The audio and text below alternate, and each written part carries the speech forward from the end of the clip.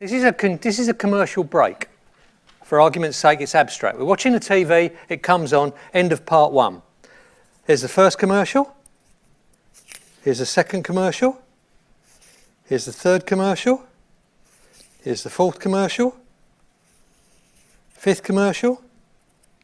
Sixth commercial. Seventh commercial. Eighth commercial. Ninth commercial. Breaks over, beginning of part two.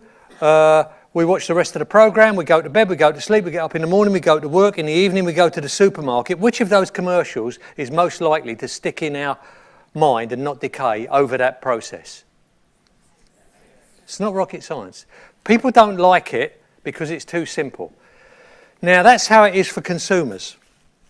They're not seeing whether one circle is better than another circle. What they're seeing is a load of circles and one X.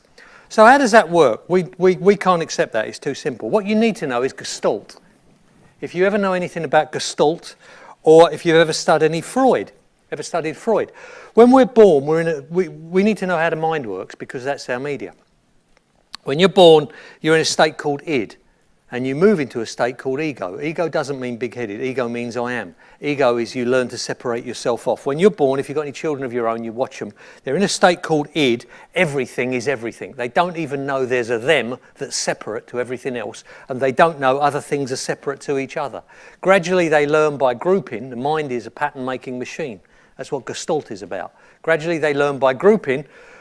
That lot's red, that lot's blue. That lot's up, that lot's down, that lot's left, that lot's... like that. Selective perception is the quickest way to do it. If I do that, how many digits did I hold up? 10. You don't count 1, 2, 3, 4, 5, 6, 7. You say 2 hands, 5 each is 10. That's how the mind works. It creates patterns really fast. It's the only way you can deal with the plethora of information coming at you. The only way the mind can handle it. It happens so fast you don't even know it. Selective perception, today all you see on the road are cars.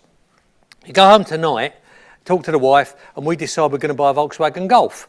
Tomorrow I come in and a quarter of all the cars on the road are Volkswagen Golfs. What happened? They appeared overnight? No, they were there, but previously they were just cars. Now I'm separating Golfs off from every other car. My mind. So what happens is,